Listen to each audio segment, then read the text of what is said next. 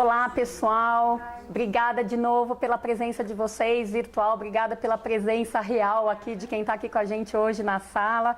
Mais uma vez estamos aqui para um encontro do GANS, Grupo de Apoio Nacional a Pessoas com Zumbido. Hoje a nossa convidada de honra aqui é a doutora Raquel Mezzalira, otorrino de Campinas, uma grande amiga, fez mestrado pela Unicamp e está fazendo doutorado aqui pela USP, né? É isso aí. O tema de hoje é...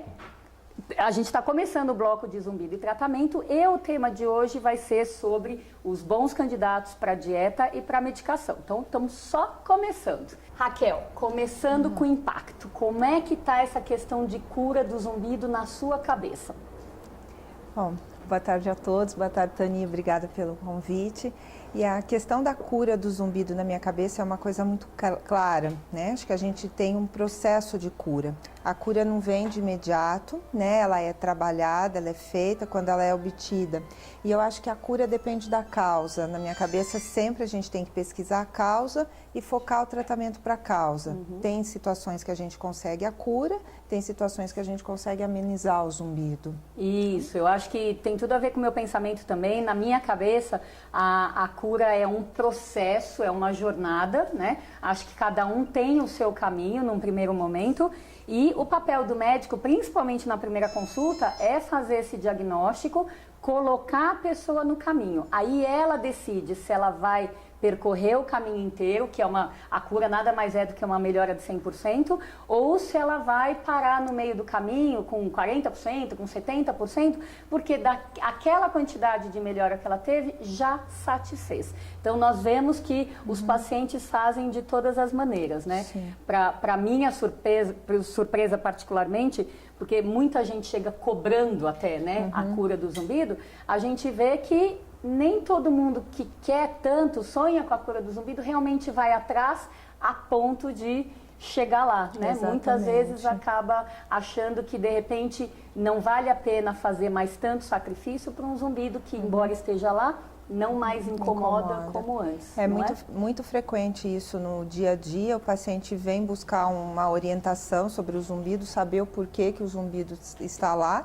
E depois de um tempo de tratamento, o zumbido ou melhorou ou deixou de incomodar, não necessariamente desapareceu, mas a qualidade de vida do paciente melhorou e a pessoa fica satisfeita com isso. Exatamente. Então, acho que é importante isso para mostrar que, embora todos nós sonhemos, né, com a cura do zumbido, eu tenho certeza que um dia ela vai acontecer de uma maneira muito mais fácil do que hoje. Melhoras parciais precisam ser valorizadas, né? Muito. Num momento de, às vezes, de início, de desespero, de falta de esperança, às vezes as pessoas acham que só sem zumbido é que elas vão voltar a ter uma vida normal. Mas ao longo do tratamento, onde essas melhoras parciais vão acontecendo, provavelmente é possível que a pessoa mude de opinião, né? Ok. Então, pensando ou em melhora total, ou em melhora parcial, vamos focar hoje em dois assuntos que eu acho fundamentais para a gente entender. Todo mundo que é público, com ou sem zumbido, né, paciente ou parente, e os profissionais que também nos assistem, principalmente otorrinos e fonoaudiólogos. Então, vamos abordar aqui dieta e medicação, começando por dieta. Raquel, o que numa dieta você acha que é importante do profissional e o paciente saberem dessa relação com o zumbido? Eu acho que importantes são os abusos de determinados alimentos que a gente sabe que tem uma influência no funcionamento do ouvido, né, da orelha interna, e são basicamente o doce, o açúcar mesmo, o açúcar do doce, as gorduras, o sal, a cafeína, que contém no café, nos refrigerantes, em alguns chás, né? Chá verde, chá branco. Chimarrão, para os gaúchos, né? chocolate, o nosso amigo, né? E a importância da água, né? A água é muito importante para o funcionamento do ouvido. A gente já sabe, né, que existem proteínas dentro do ouvido que dependem da água. Então é importante beber água. Então a água a gente precisa beber bastante. Os outros alimentos que eu falei, nós temos que evitar os excessos. Ok. Eu vou entrar já com a pergunta da Anair, que deixou essa questão postada no nosso Facebook aqui com antecedência, que é uma das inovações de hoje. Percebi que ao comer temperos prontos e corantes, o meu zumbido não para um só instante. Qual dieta fazer nesse caso? O que você responderia aí para ela? Tá. Então vamos pensar. No tempero pronto, o que a gente tem? O sal, né? Que pode piorar a função das células do ouvido, pode atrapalhar o ouvido. No tempero pronto pode ter glutamato, que muito pouca gente sabe, mas também pode piorar o trabalho das células do ouvido. O glutamato tem no shoyu, tem nesses temperos também. E a questão do corante, né? Algumas pessoas têm alergia a determinados tipos de corante. Essas alergias podem ser dosadas até com exames de sangue, então talvez seja o caso dela, de ter alguma alergia específica a corante, ou ela pode piorar por causa da ingestão do sal do tempero. Eu pensaria nisso. Por falar agora que você está falando de alergia, me veio na mente uma questão. Você acha que pode ser diferente uma pessoa que tem zumbido porque come muito doce ou toma muita cafeína, como a gente comentou, de uma pessoa que assim que come o doce, ou logo depois que come o doce, ou logo depois que toma um café, já sente uma piora do zumbido? Você acha que pode ser diferente? Então eu acho que sim, porque se a piora do zumbido é imediata, a ingestão do açúcar, por exemplo, a gente pode pensar que ela tem uma intolerância ao açúcar, ou seja, uma pessoa que não pode comer açúcar, porque se ela ingere o açúcar, aumenta muito rápido o nível de glicose no sangue, e isso pode atrapalhar o ouvido. Então, isso eu pensaria numa ingestão rápida, mas também existe a questão da alergia alimentar, que também pode existir alergia a açúcar, e aí entraria também os corantes, né? Então, a pessoa também pode ter uma reação alérgica quando a resposta é imediata, na minha opinião. Agora, tem outras pessoas que comem o açúcar e vão notar uma piora do zumbido algum tempo depois, 2, 3 horas depois. Aí eu já pensaria em alguma alteração na produção e liberação de insulina, que é uma outra substância que também afeta o funcionamento das células do ouvido. E é bacana também deles saberem que além da piora do zumbido, que é o tema de hoje, tem outros sintomas também da nossa especialidade que podem piorar, né? Então, apareceu piorar, tontura, né? O ouvido tampado. Isso, né? Que normalmente vem junto nesses pacientes que têm uma piora do zumbido relacionada à alteração alimentar, ingestão do açúcar, por exemplo, ou da cafeína. Normalmente isso vem junto com uma sensação de ouvido tampado e uma tontura, uma sensação de instabilidade. Excelente. Eu vou aproveitar e chamar aqui a pergunta da Daisy também. Até que ponto a dieta interfere no zumbido? A pergunta estava desse jeito. Para mim, interferir no zumbido me deixa tanto com a ideia de se alguma dieta pode causar o zumbido, como se alguma dieta pode melhorar o zumbido. Como que você organiza essa resposta para ela aí? Então, quando a gente pensa em dieta, né, fala dieta para o paciente, às vezes o paciente acha que é dieta para emagrecer, né? E isso não é verdade. Quando a gente fala dieta, a gente tenta restringir esses alimentos que a gente sabe que causam mal para o ouvido, né? Como eu falei, a gordura, etc. Então, as pessoas que têm uma intolerância a esses alimentos têm uma resposta muito boa à redução desses alimentos da dieta. Então, se um paciente é predisposto a diabetes, por exemplo, quando eu tiro o açúcar da dieta, a tendência dele é melhorar, né? Por outro lado, tem outros pacientes que não são predispostos a diabetes, então tanto faz eu tirar o açúcar ou não. Ou tem aqueles que não têm um abuso da ingestão de açúcar, ou eles não comem muita gordura. Então, eu não vou tirar o pouquinho que eles já comem. Então, eu acho que a dieta tem um papel muito importante quando existe uma predisposição do paciente a ter uma intolerância à lactose, ao açúcar, ou uma intolerância à ingestão de gordura ou à cafeína. Sim. Tá? E uma outra questão que eu acho muito importante é o fracionamento da dieta. Então, não ficar né, muito tempo em jejum. Isso é muito importante. Que é uma dieta de comer, né? É uma dieta para comer mais, né? Que dentro dessa coisa de emagrecer também, que você comentou, no tempo dos nossos pais e avós, o ideal era café da manhã, almoço e janta. E já faz um tempo que esse conceito caiu por água abaixo, né? Exatamente. Então, hoje o ideal para o ouvido e para qualquer coisa de saúde é a gente comer várias vezes por dia, né? De 4 a 6 vezes, comer pouco cada vez que come, e todo esse conceito que a gente fala aqui, que é para o zumbido, para a tontura, mas serve para tudo, né? Está super em alinhamento com o que é prescrito para a qualidade de vida de um modo geral, né? Ok, vamos então aqui em frente. Ó, o que a gente abordou? A questão das gorduras, do sal, dos doces, da cafeína e da água. O que eu acho que vale a pena também a gente reforçar ainda na questão da dieta?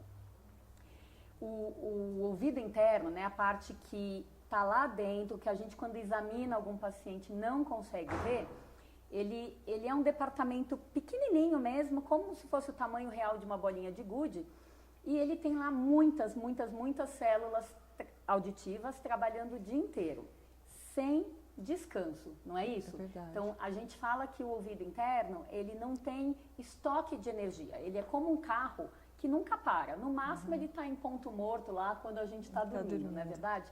Então, o carro que nunca para, claro que ele vai precisar de combustível.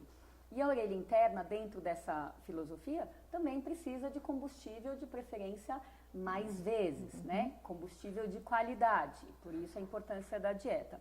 Mas, uma coisa que eu acho que vale a pena para entender é o quanto essa fragilidade dessas células, trabalhando o tempo inteiro, numa região que não tem estoque de energia, o quanto elas são frágeis, o quanto elas estão vulneráveis aos erros alimentares que a gente faz. E uma coisa é a gente fazer erro alimentar quando a gente é adolescente, né? Que o corpo aguenta tudo. Tem reserva. Exatamente, né? Tem mais tolerância. Outra coisa é, ao longo do tempo, você fazer os mesmos erros, aparecer um sintoma e você não achar que é por causa disso, porque você sempre fez errado e não tem sentido, né? Então, dentro desse departamento, com células que não param de funcionar nunca, inclusive quando a gente dorme, sem estoque de energia.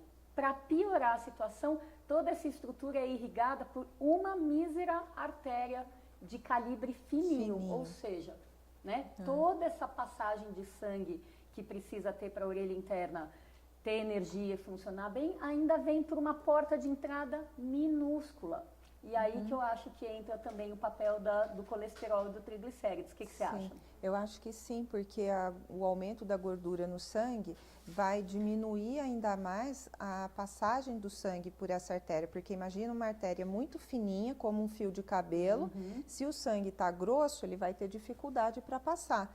Por isso que o aumento da gordura vai fazer com que a pessoa tenha mais zumbido e tenha mais tontura. Perfeito. E por falar em colesterol e triglicérides, então, você acha que, pra gente que é médico, tá pegando um paciente que vem pela primeira vez, você vê que ele tem colesterol e triglicérides um pouco altos no exame de sangue, mas ele tem, sei lá, 15 anos de colesterol alto. É diferente de quando você pega um paciente com a mesma alteração no exame de sangue, mas de repente foi você que descobriu, ou, quer dizer, no último exame de sangue ele estava normal? Faz diferença no seu pensamento? Eu acho que faz, porque se é uma alteração aguda, né, uma alteração recente, alguma coisa aconteceu. Ou ele mudou o hábito alimentar, ou ele adquiriu alguma doença que possa ter feito com que esse colesterol aumentou. Por exemplo, ele desenvolveu uma doença de tireoide que fez esse colesterol aumentar. Então, aí o meu raciocínio vai ser assim, não é só o colesterol que está agindo ali como vilão. Eu vou pesquisar outras coisas para tentar descobrir outra causa aí para esse zumbido também, além do colesterol. Não, com certeza. E a outra coisa que também que me vem à mente é, num primeiro momento, como que o colesterol e o triglicérides poderiam estar comprometendo essa circulação. Provavelmente deixando o sangue viscoso, como grosso. Você falou, né? E para passar na arterinha fica mais complicado. E se é a um longo prazo, o sangue vai ficando cada vez mais grosso. Exatamente. E daí o colesterol e o triglicérides como gorduras tem essa possibilidade de formar placas de ateroma, né, placas de gordura, ao longo de qualquer artéria. Mas se formar uma placa nessa artéria piquititica, é muito mais provável que a gente acabe tendo problema de funcionamento no órgão que depende dessa circulação. Então, espero que esteja fazendo sentido, né, para todo mundo, essa coisa que para a gente é tão natural, tá claro, exatamente. E por isso que a gente que está atrás nessa busca incessante pela cura ou pela melhora significativa do paciente com zumbido, que a gente consiga cada vez mais transmitir essa ideia que é razoavelmente simples, né? Ela tem lógica, mas a gente como profissional depende da aderência de cada um. Então não basta a gente diagnosticar, falar para o paciente, colocar no caminho certo e daí ele não entendeu ou não se dispõe a fazer. Né? Exatamente. O tratamento do zumbido não está baseado só no zumbido, está baseado em tudo que vem junto com ele, né? Eu encaro o zumbido como um sintoma de alguma coisa que está acontecendo. Isso. Então a gente tem que descobrir qual é essa alguma coisa para tratar isso especificamente. Muito bom, porque a ideia sempre que a gente fala aqui também é essa, que o zumbido é como um sinal de alerta. Ele está lá apitando, literalmente mostrando que alguma coisa aconteceu. Está errado. Isso. E outra coisa, às vezes a gente pega paciente que vem a primeira vez, não sei se acontece para você, aí o paciente vem comentando alguma coisa assim, eu passei no médico e daí ele falou assim que eu tinha que comer doce, que eu tinha que parar de comer doce, eu tinha que parar de tomar café. E a pessoa o que faz? Ou não entendeu, ou não acreditou, resistiu, e ela então sai da consulta criticando a conduta do médico. O que você acha disso? É muito comum. Ainda mais que todo mundo gosta muito de doce e de café, né?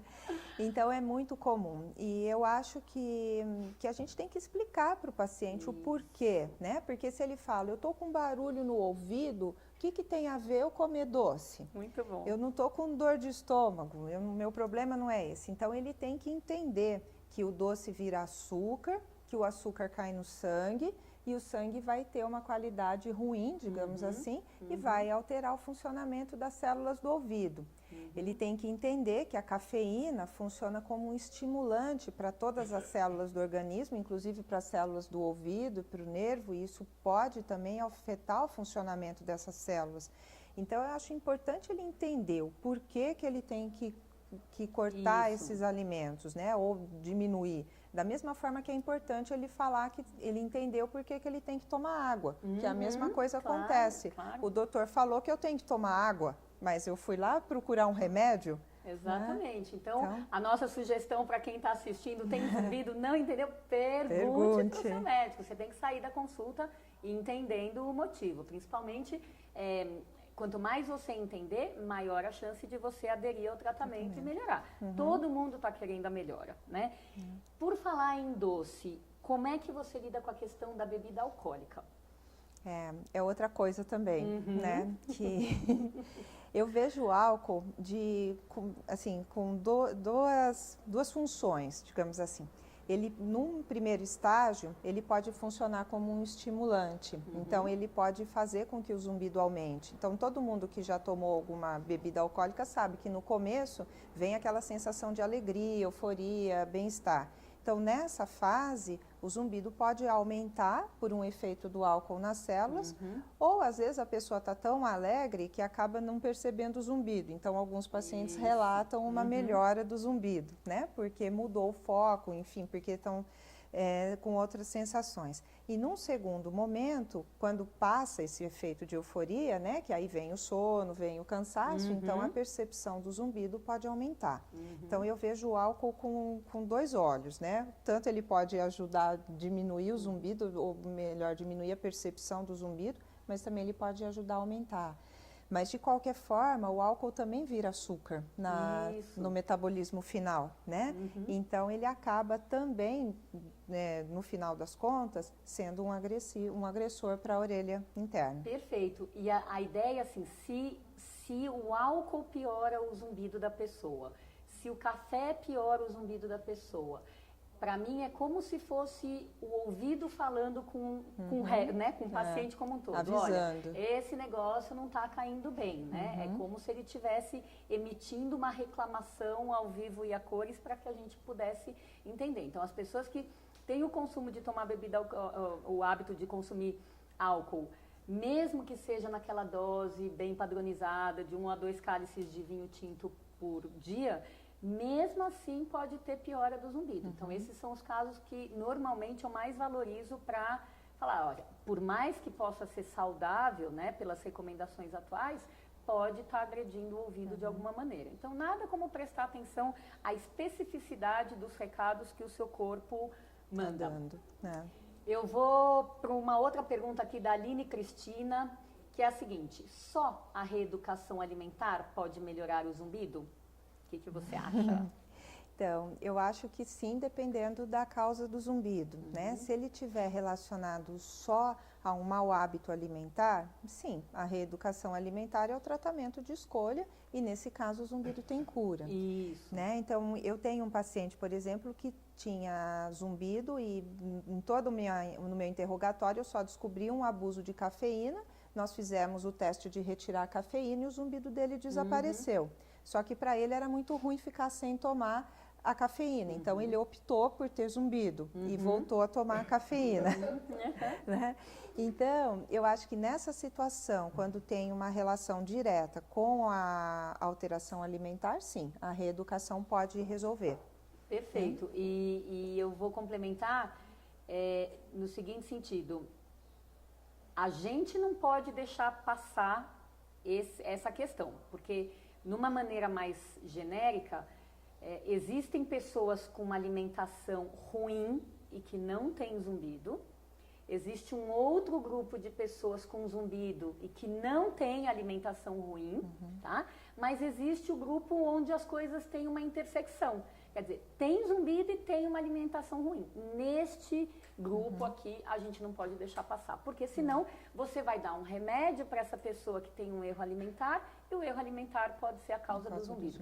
Qual que é a chance de melhorar? Diminui. Por isso que a gente, de um tempo para cá, começou a chamar isso de plano A e plano B. Plano A é tudo que pra gente tem pelo menos uma chance ou de curar ou de melhorar muito aquele zumbido.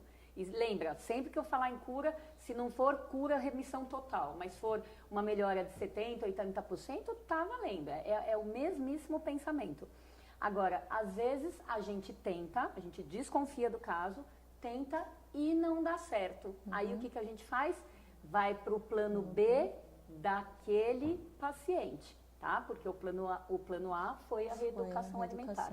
Agora, adianta para todo paciente eu falar, você precisa fazer uma alimentação fracionada? Adianta passar a reeducação alimentar para todo mundo? Então, eu acho que a reeducação alimentar é fundamental, como você falou, para quem tem uma dieta inadequada, né?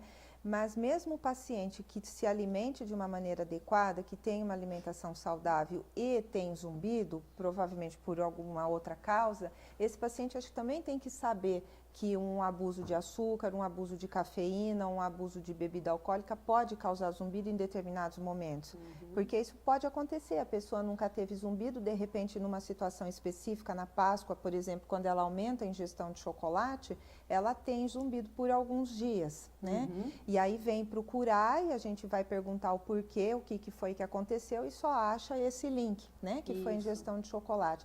Então, eu acho que a reeducação alimentar é fundamental para quem tem uma dieta inadequada, mas todo paciente tem que saber dos efeitos lesivos, digamos assim, de determinados alimentos para o ouvido. Isso, e você falou em Páscoa, eu lembrei do fim do ano, porque uma coisa que também acontece com frequência é a pessoa emendar as festividades do Natal com o Ano Novo e chega começo de janeiro, tá mais tonto, tá com mais zumbido, por quê? É mais gordura, é mais doce, é mais álcool. Exatamente. Então, é um período, é uma semana inteira, né, de mudança de alimentação. Eu tenho um paciente que todo ano ele já deixa a consulta dele agendada para em torno de dia 6 de janeiro, mais ou menos. Que ele sabe que vai piorar. Ok. Alguma pergunta mais da internet que tenha vindo sobre dieta, meninas? Qual o percentual de cura só com dieta? Então tá. Vou repetir aqui. Qual a porcentagem de cura só com dieta? Ai, pergunta difícil. Vou passar a bola. Aí a gente vai, depende. Claro, depende. Claro. De novo, depende da causa, gente. Se a alteração alimentar for a causa isolada do zumbido, na minha experiência é 100%. Mas também tem um outro ponto que eu acho que é muito importante, que é assim, o zumbido vai ser gerado aqui no ouvido, ou nas proximidades do ouvido, Perfeito. mas ele vai ser percebido pelo cérebro, pela zona de percepção que a gente tem lá no nosso cérebro. Como qualquer som, quando a gente ouve uma música, por exemplo, essa música pode ser agradável para mim e ser triste para você, porque depende da minha percepção, da minha memória. Então, se o meu zumbido foi gerado por um erro alimentar aqui no meu ouvido, mas o meu cérebro aprendeu a perceber esse zumbido, memorizou esse zumbido, eu vou fazer minha dieta, eu vou parar de ter zumbido no ouvido, ou seja, a origem do meu zumbido vai ser controlada, porém o meu cérebro vai ficar lembrando dele. Perfeito. Então, eu acho que é importante para o profissional que lida com zumbido, lidar também com essa questão de percepção, tá? E pegando o seu gancho, isso está totalmente alinhado com o que a gente sempre fala. Começou com zumbido, vai procurar ajuda logo, não é? Porque sempre que a gente consegue fazer o diagnóstico logo e começar o tratamento logo, a gente minimiza a chance desse processo cerebral entrar na jogada, tá? Por isso que quem quer a cura precisa sair correndo atrás dela, né? E não ficar esperando o tempo, o zumbido melhorar sozinho, né? Enfim, a ideia do tempo está cada vez mais importante para a gente que quer ou uma melhora total, uma melhora significativa na vida da pessoa. Ok, vamos mudar de assunto então? Vamos falar um pouquinho de medicação? O que eu acho que é bacana.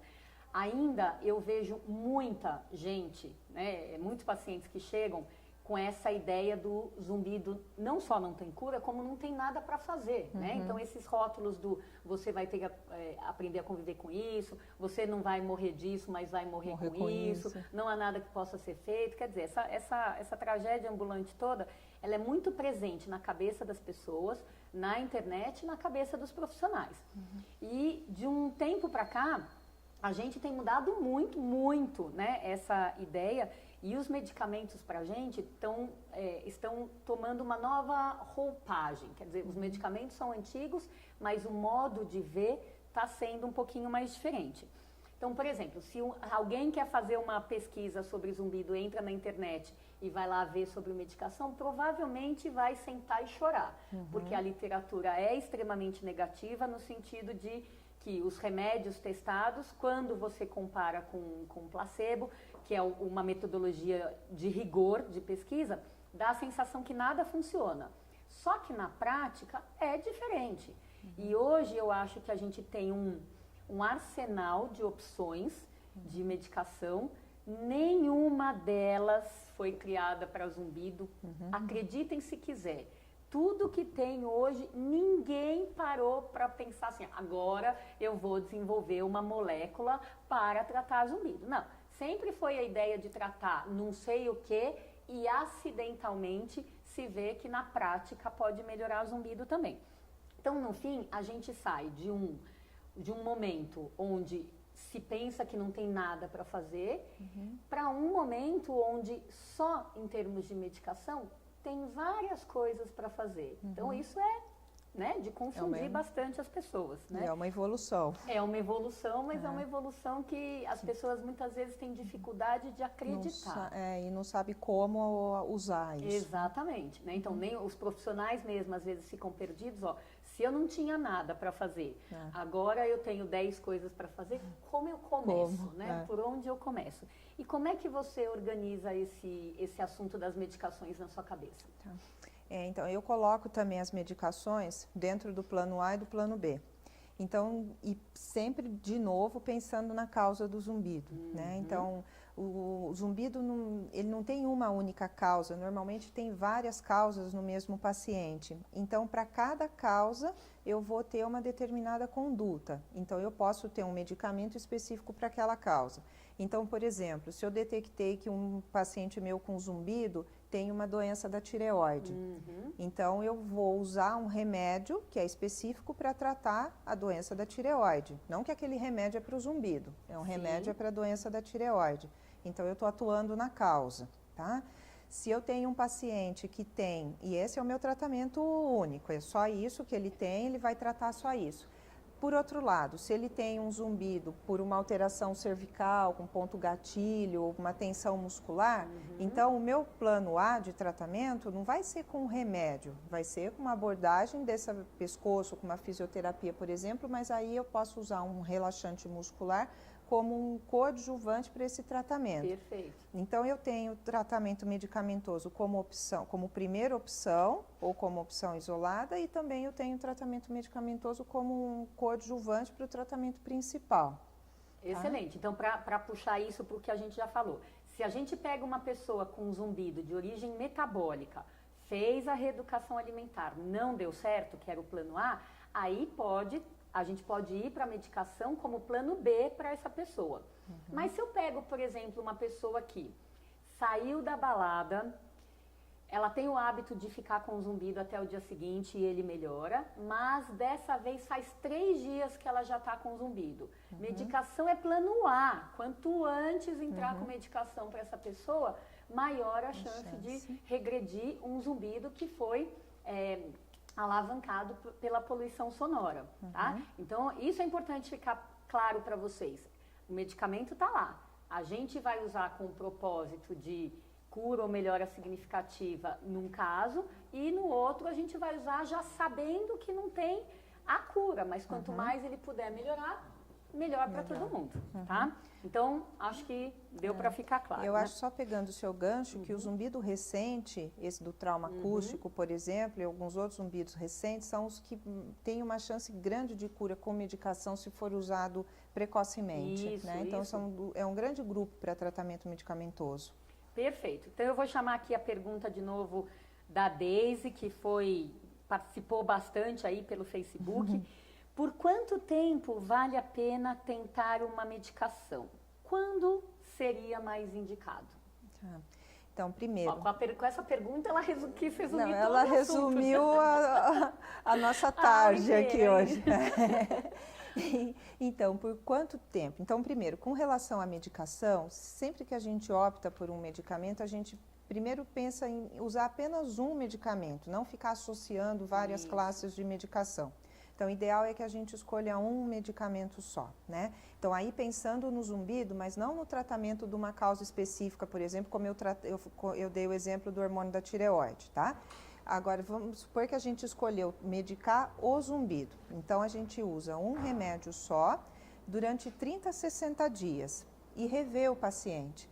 Se não teve melhora nesse período, normalmente a gente já suspende a medicação e reavalia, reexamina, tenta ver se é caso de outro medicamento. Então, 30 a 60 dias é o nosso prazo, né? Se houve uma melhora, daí a gente ou mantém ou ajusta a dose, né? Então, em termos de tempo, é isso, 30 a 60 dias. Excelente. E quando você pega um paciente de primeira vez que vem te contando um caso, por exemplo, de, sei lá, quase 1 ano de zumbido, ele nunca tratou, você é a primeira pessoa que ele escolheu. E você pega um outro paciente que também tem quase 1 ano de zumbido, e daí ele já tomou tudo que é remédio que você conhece e nunca deu certo para melhorar o zumbido. É diferente na sua cabeça ou não? É assim, o primeiro eu falo, oba, que bom. O segundo eu falo, nossa, né? É difícil, né? Exatamente. Porque aquele que vem sem medicação, ele, primeiro, a ansiedade dele já é menor, né? Então eu posso abordar de uma maneira diferente, eu posso passar uma tranquilidade maior para ele, eu acho. Agora, ele tem uma chance maior de sucesso com medicação, porque ele nunca usou nada. Agora, esse que já usou várias medicações, primeiro, ele já é um paciente que foi muito avaliado, então ele já deve ter uma ansiedade grande aí relacionada ao zumbido. Provavelmente ele já usou medicamento que fez efeito contrário, né? Medicamento que não foi adequadamente indicado. Então, esse paciente é mais difícil de tratar, né? A abordagem, no fim, a investigação acaba sendo a mesma. Eu vou procurar as causas tanto do primeiro quanto do segundo. Eu vou investir nas causas do primeiro e nas causas do segundo. Mas talvez o segundo me dê um pouquinho mais de trabalho. Sim, perfeito. E só para lembrar, como a gente está falando para público, de propósito, a gente não fala nome de medicação, dose aqui, que é para não incentivar a automedicação. A gente teve duas perguntas muito alinhadas aqui e eu vou colocar, então, excepcionalmente o nome de um medicamento. A Maria Luísa perguntou assim: eu vou morrer tomando Rivotril porque sem ele eu enlouqueço. E o Olivaldo colocou assim: eu só consigo dormir com clonazepam. Então, clonazepam é a substância do Rivotril, tá? O que você teria a dizer para eles do jeito que essas perguntas foram postadas? Primeiro, para eles não ficarem muito preocupados, porque muita gente com zumbido toma Rivotril, né? E muita gente é dependente do remédio. Então, eu acho que essa medicação tem a gente tem que pensar em dois pontos de vista. Se o remédio é indicado para tratamento do zumbido e está tendo alguma melhora, ou seja, se ele está fazendo o zumbido melhorar, então a gente deve manter a medicação, mas sob controle, manter por um período e depois começar a diminuir essa dose até retirar. Porque não é uma medicação interessante de ser usada a longo prazo, porque ela tem efeitos colaterais. Tá? Então, se ela é usada para o zumbido, eu avaliaria assim, avaliaria até que ponto ela está sendo efetiva e iria tentar fazer um ajuste de dose e com o tempo retirar. Agora, se ela está sendo usada para dormir, então, o meu zumbido é muito alto e não me deixa dormir, então eu tomo o Rivotril para dormir, aí eu acho que esse uso está inadequado, que ele, primeiro, que ele não está tratando o zumbido, e segundo, essa medicação pode ter um efeito colateral no sono, a gente sabe que o Rivotril induz o sono, mas não um sono de qualidade. Então, nessa situação, eu acho que é uma medicação que deveria ser suspensa. Perfeito, perfeito. Então, isso acho que fica de sugestão aí, de informação para muita gente. Então, existe o lado bom do Rivotril, claro que existe, e existe o lado ruim. Então, a gente vai entrar na fogueira, tem que saber exatamente que ela pode queimar, né? E isso acho que vale muito a pena ficar claro. Por mais que algumas pessoas achem que estão dormindo melhor com um benzodiazepínico, né? Um desses calmantes, é muito importante ter essa noção, que depois que a medicina do sono se formou como especialidade, e que muito se viu de um exame que chama polissonografia, que monitoriza uma noite de sono. Então, todos esses benzodiazepínicos mostram que, apesar da pessoa fechar os olhos mais cedo do que ela estava acostumada, o traçado dessa polissonografia, ele é muito diferente de uma noite normal. Então, por isso que muitas pessoas têm a sensação que dormiram, mas no dia seguinte acorda e está cansada, não é um sono reparador.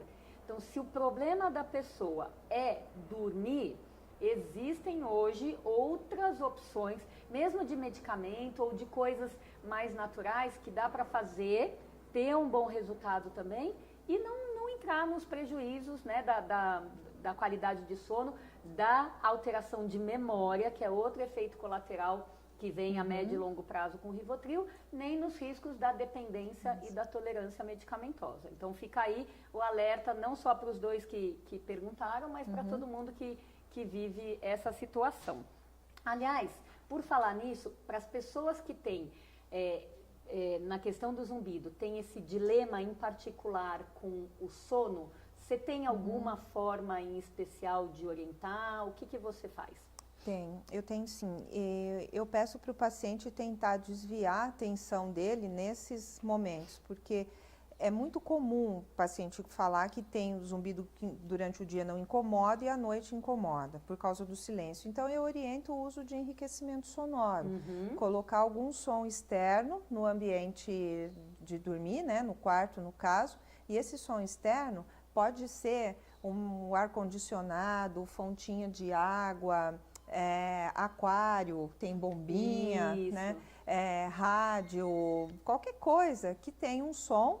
E eu costumo dizer que tem que ser um som agradável para a pessoa, não pode ser um som que incomode. E esse som, ele não deve cobrir o zumbido, ele deve ficar ali, para se misturar com o zumbido. Porque com isso a gente já entra num outro plano de tratamento para o zumbido, que é a questão do enriquecimento sonoro, que eu acho que vai ser abordado mais para frente, né? E eu acho que ajuda bastante na questão do sono. E eu acho importante também, Tani, orientar para deixar esse som ligado a noite toda, porque uma queixa do paciente é que ele acorda no meio da noite. Isso. E ele acha que acorda por causa do zumbido. E aí eu falo assim, não, o zumbido não é tão alto a ponto de fazer com que você acorde, ele não é um despertador. Mas a hora que acorda, como está no silêncio, é o primeiro som que percebe. Então, se tiver um som competidor ali no ambiente, ele não vai se deparar com zumbido logo que acorda. É isso aí. E esse assunto que você está abordando aqui, a gente vai reforçar ainda bem mais na reunião do mês que vem. E como a gente está chegando no fim, eu vou aproveitar para agradecer todo mundo que participou aí da enquete. A doutora Márcia e a Ana estão me mostrando aqui que 95% das pessoas que respondeu a enquete colocou sim, acredita, e é isso que a gente quer. Eu só não sei porque os outros 5% não acreditam também, né?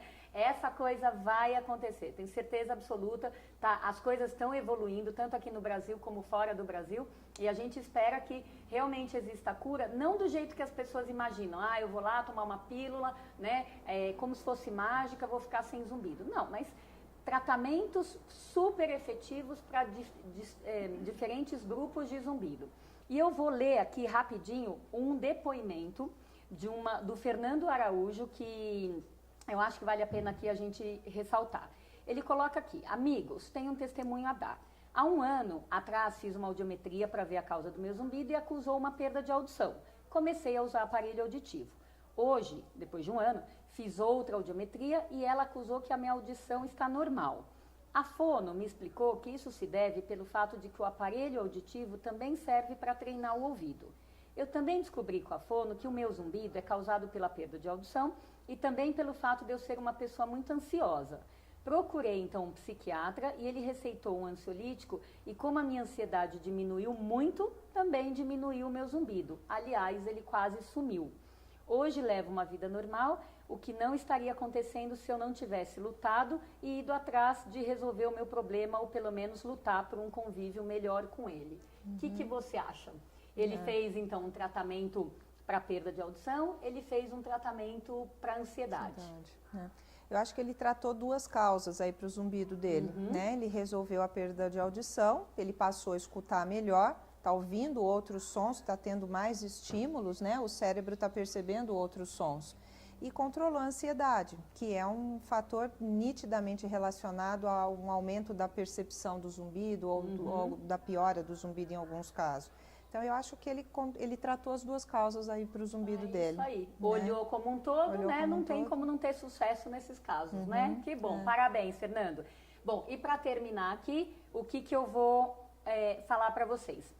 Dia 9 de novembro, a gente tem a última edição do curso Teórico Prático Intensivo de Zumbido. Então, vocês conversem com seus otorrinos, seus fonoaudiólogos, é o último desse ano, né? Normalmente as pessoas têm gostado, não é, Raquel? Sim, eu já vim 2 vezes.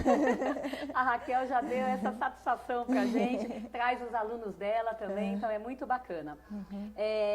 Em novembro também, a reunião do mês que vem é dia 6 de novembro, nesse mesmo bate-local, bate-horário, né, com o tema parte 2 de zumbido e tratamento. Quais são os melhores candidatos para tratamento com tecnologia?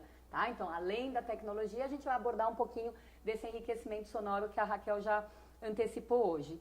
E sempre é hora de terminar com agradecimentos, porque vocês sabem que grandes coisas precisam de grandes equipes, né? E só a gente que aparece aqui, mas muita gente trabalha para que a coisa dê certo. Então, agradeço profundamente toda a equipe da APDIS, a equipe de apoio do Instituto Gansanches. Hoje eu vou realçar o trabalho da Luzia aqui, que caprichou na produção, na contra-regra, etc., na filmagem. Na maquiagem. Na maquiagem. Né? Aí a ajuda do Willy também. E vou também realçar a ajuda de sempre da Che Social, na pessoa aqui da Ana Flávia, da Gás Estúdio, na pessoa da Lúcia Zaidan, da Banco de Notícias, na presença daqui da Débora de Carvalho, do Willy de novo, dos patrocinadores dessa edição, o Achei e a Audibel. A gente tem o maior prazer de fazer essa reunião, uma vez que realmente é o nosso trabalho voluntário, a gente vê que tem bastante informação que vai sendo armazenada depois na TV Zumbido e que várias pessoas de vários locais do mundo podem ter acesso a uma informação de qualidade, né? Como vocês viram, nossos convidados aqui são ótimos, né? Um melhor do que o outro, então a coisa vai ficando bastante enriquecedora. A gente se despede hoje para o pessoal que está virtualmente aí. Até o mês que vem. E para o pessoal que está aqui com a gente faz um intervalinho e se encontra daqui a pouco, tá bom? Obrigada, gente. Obrigada. Tchau, tchau.